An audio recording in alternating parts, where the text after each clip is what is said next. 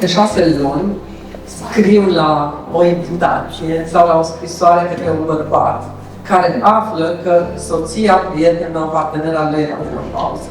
Iubitul meu, eu oficial sunt la menopauză. Știu, nici eu nu m-am obișnuit cu ideea.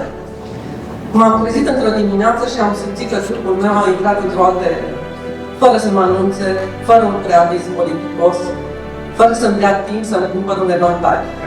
Și da, recunosc, mi-a venit ideea să fac o mică dramă, dar momentan nu abțin.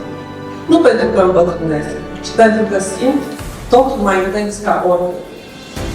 Sunt pe rând o femeie de realism magic, scrisă de Garcia Marquez, și un poet tangru și stângan de Riviera. Mă simt un pic nostalgică, leoaie de Riviera.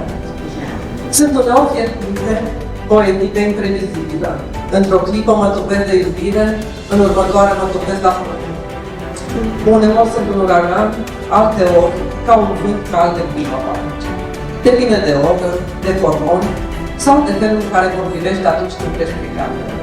Și iubitul meu, dacă par dramatică, să știi că e drama mea și că e doar semn că încă mi-e dor de noi, că încă mi-e dor de tine, că încă îți vreau mâinile, privirea, răbdarea, dar și nebunia. Și mai vreau ceva, să nu uiți, să fim un pic nebuni împreună, să gândim despre riduri, să râdem de valurile mele tropicale, să închidem ușa și să uităm câți ani avem. Pentru că pielea mea, dragul meu, nu și-a uitat memoria ta. Iar când în sfârșit te chem în brațele mele, nu m-a întrebat dacă sigur vreau, dacă nu e cald, sau rece, sau somn, sau altceva. Dacă te chem, te vreau. Dacă te vreau, nu mă întreba.